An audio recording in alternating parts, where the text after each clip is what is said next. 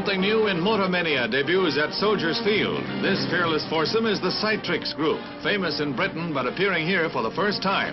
There's a lot of, you might say, reverse English to their stunts.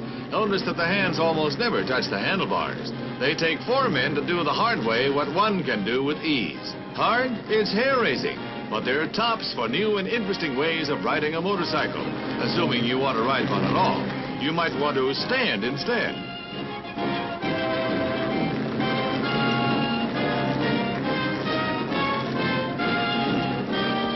He'll take the low road. Riding high for the rest of the show are the Trans-World Auto Daredevils, all of whom returned alive from a 76-city tour of Europe doing just this. Talk about hot rods.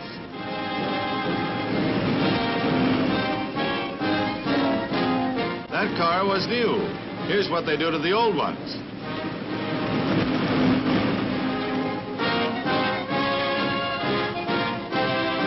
How to grow old gracefully. Just take a flyer in the stock car business. Leapin' lizards.